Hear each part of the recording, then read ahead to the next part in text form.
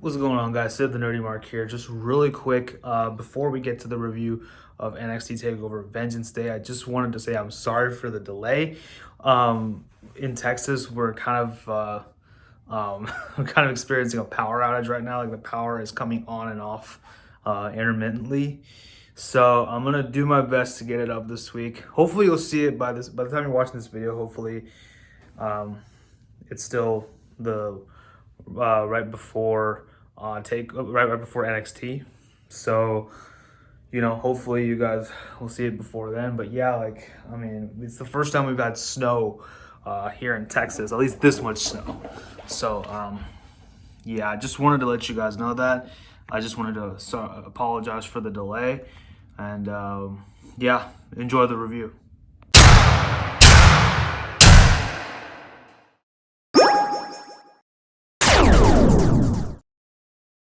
What's going on, everybody? Welcome back to the Nerdy Mark channel. I am Sid the Nerdy Mark, and this is my review of NXT TakeOver Vengeance Day.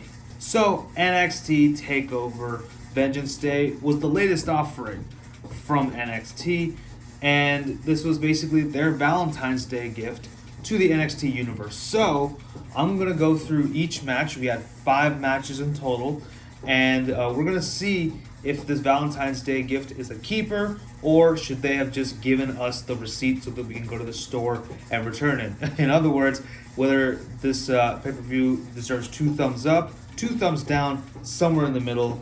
Let's go. Let's talk about NXT TakeOver Vengeance Day. So before we begin, on the pre-show itself, it started with a banger. Not really a match, but more of a new signee. We have the one and only Eli Drake signed to NXT. Of course, now he's going by the name LA Knight. Now, I'm not going to lie, I don't hate the name, but it is going to take me a while to get used to it because, I've been so used to calling him Eli Drake. LA Knight just sounds really interesting. I mean, although he's still able to do that LA Knight thing like he does the Eli Drake. So I'm still excited to see what they do with Drake when he comes into NXT and he starts actually wrestling matches, as it were. So looking forward to see what Eli Drake, or well, LA Knight, does in the near future. Dummy, yeah. We began NXT TakeOver Vengeance Day proper with the finals of the Women's Dusty Rhodes Tag Team Classic. This was pitting Ember Moon and Shotzi Blackheart against Dakota Kai and Raquel Gonzalez in a really good match. It started off a little slow, but it picked up the pace really quick, and the match didn't get out of control in a hurry. All 4 women showing so much desperation in wanting to win this whole tournament and eventually get a shot at the WWE Women's Tag Team titles. See, another reason why the Women's Tag Team titles needs to be on NXT. Anyway, and honestly, I'm just so glad that so many people on social media echo my sentiments. We did have Ember Moon at one point locking in a submission on Dakota Kai for days on end, and that looked amazing. When Raquel Gonzalez came in, she absolutely mowed down everybody and everything in her path. And honest to God, she was the MVP of this match for me. Kai did get involved a lot, distracting the ref quite a bit. And Raquel finally did knock Ember Moon out of the ring. She threw her out of the ring, out into the entrance ramp, and hit the one-handed powerbomb move. I forgot what it's called, but she hits it on Shotzi Blackheart to win the match, and these 2 women win the Women's Dusty Cup. Really great way to start off this pay-per-view.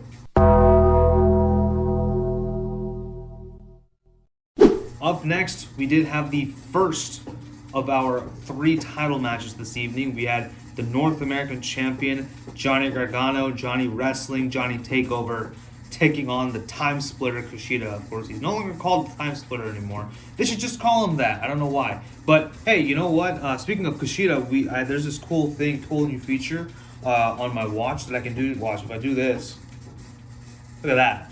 Pretty cool, huh? Anyway, all right, let me turn it off. Okay, cool. As the way is coming in through the entrance ramp, Dexter Lumis quietly abducts Austin Theory as they make their way into the ring. Johnny tries to do the little no-looking high five, but finds out that Theory isn't there. Honestly, you know what I want?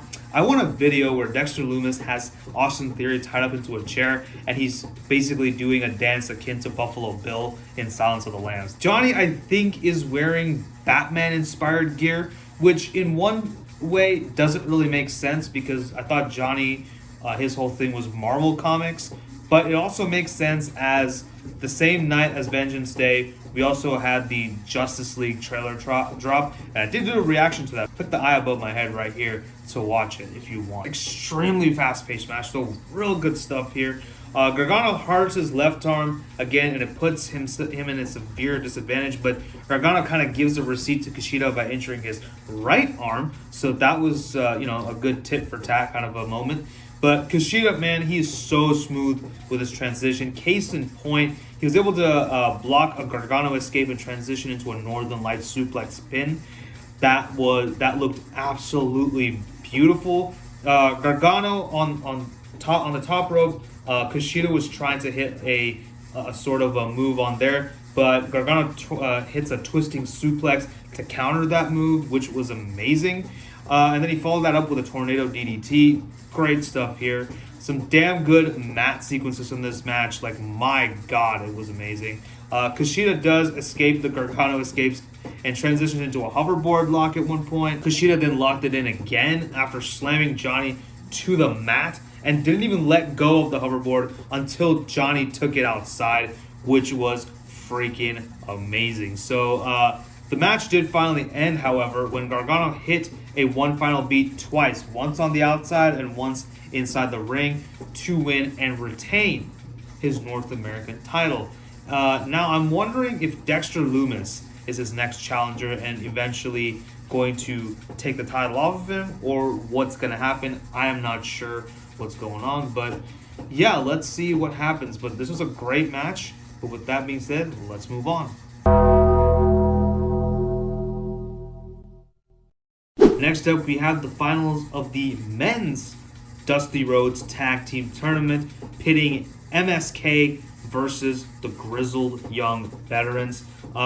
These teams have fantastic chemistry. I loved every single bit of it.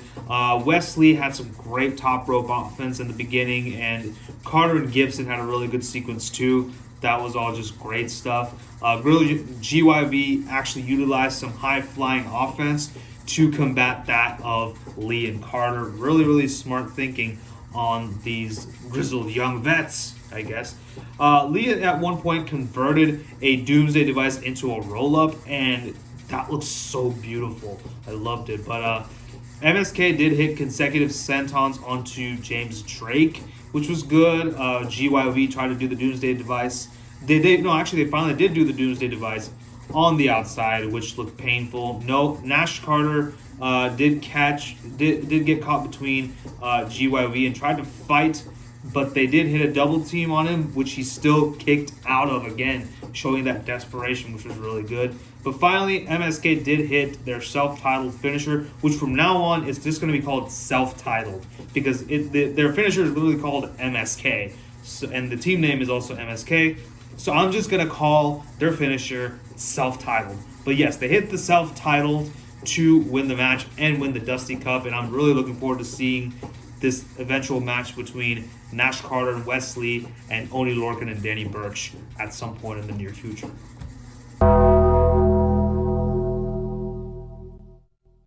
Next up, we do have Io Shirai, the NXT Women's Champion, defending her title against Toni Storm and Mercedes Martinez.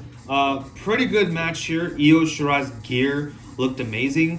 They don't really wait for anything. All three women just go for it because, again, they all wanted to either retain or win the NXT Women's Championship, really showing that having the title means that you are the top dog and on top of the food chain. So that's just a really good way that they do it. I've always applauded NXT for how well they value their titles on their show. Again, which is why the WWE Women's Championships should be on NXT. I'm going to keep saying it until Raquel and Dakota Kai beat Shayna and Nia for those titles. I'm going to keep saying it, okay? At one point, Io put in a submission on Toni Storm. Then Mercedes came in and put a crossface onto Io Shirai while the submission was still on Toni. That image just looked crazy, and I loved every single bit of it. At one point, Toni did try to hit a move on the announce table, but it just collapsed, like, you know, and she literally was just like staring at it for a whole second. She was like, "Whoa, what happened?" You know, and you know that was I thought that was kind of funny. But Io did hit a crossbody from higher than the top rope. She climbed like the little, like the rungs, not the rungs, like the kind of the poles that hold up like the studio lights up there. She climbed that and hit a huge crossbody on both Martinez and Io Shirai. Toni then hit a top rope move onto Martinez, and then she goes for the pin, but Io quickly hit a moonsault and pins Mercedes to win the match and retain her NXT title. I think this was a great match, but it could have been longer. It looks like we're gonna get a full-blown feud between Toni Storm and Io Shirai, and I cannot wait for that.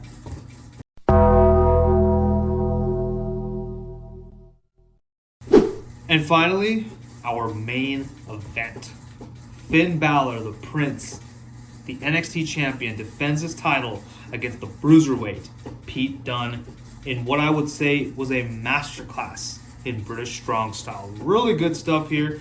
Nothing pretty about this match, just two men hell-bent on ending each other. Dunne kept on going for Finn's jaw and his fingers. Like, his fingers especially just would not let them go. And I was almost scared for Finn's life and just really scared that, you know, he's actually hurt, you know. But both men used a lot of psychological warfare since they did have an answer for each other's offense, which was fantastic to see. Dunne countered a coup de grace into a triangle choke, which was beautiful. And so many amazing sequences throughout, just too many to name. Again, I suggest you just go watch this match. Like, it was that good, folks. It was that good. But, you know, at one point, Balor kicks out of a bitter end, which was amazing. And Dunne also kicked out of a 1916 too, so, you know, tit for tat. Balor was able to knock out Dunne's mouth guard, so he hits a huge shotgun dropkick into Pete's mouth. Then coup de grace, 1916, 1, 2, 3. Finn Balor retains. Now after the match, Finn Balor is heading towards the back when he is attacked by Pete Dunne's new friends, the NXT Tag Team Champions, Oney Lorcan and Danny Burch, who bring him back into the ring. All three of the men beat him up. Out come Finn's new friends in the Undisputed Era, Adam Cole, Bebe, Roderick Strong, and the man who he had two amazing matches with, Kyle O'Reilly. All three of them come in. They fend off the heels. And, you know, Kyle O'Reilly is seen talking to Finn Balor, helping him up and saying, you know, you're a great champion, you're awesome, you're fantastic. You know, really giving him big ups. Kind of hints that he's an honorary member of the Undisputed Era almost. So the Undisputed Era, they all do this. Finn Balor does this. But Adam Cole super kicks Finn Balor, and Kyle O'Reilly gets in his face. Like, what the hell are you doing, man? Kind of a thing. Roderick Strong tries to pull Adam Cole off of Kyle O'Reilly, away from him, that is. But Adam Cole gives Kyle O'Reilly a super kick and just walks to the back while Roderick Strong just looks conflicted on whose side he's on. This is so amazing. I've heard some good things about Adam Cole and Kyle O'Reilly and, you know, their rivalry in Ring of Honor, courtesy of my friend Tim. So this is going to be really interesting. So it looks like the Undisputed Era, this chapter is finally closed, and we're getting a feud between Kyle O'Reilly and Finn Balor. Although I do think that what's next for not Kyle O'Reilly and Finn Balor, Kyle O'Reilly and Adam Cole. Sorry. But what is next for Finn Balor?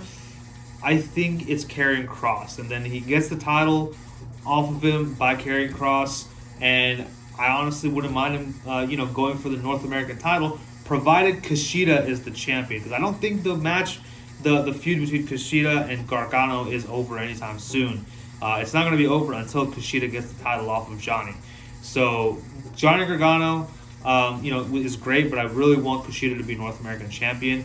But Kushida versus Balor for the North American title, I would love that match. So NXT, please give it to me. But with that in mind, that is how we end out NXT TakeOver Vengeance Day. So let me get into my final thoughts. So, if you haven't guessed it by now, NXT TakeOver Vengeance Day was absolutely amazing. I loved it. I don't think there was a bad match on this card. But then again, I've come to expect that from takeovers these days.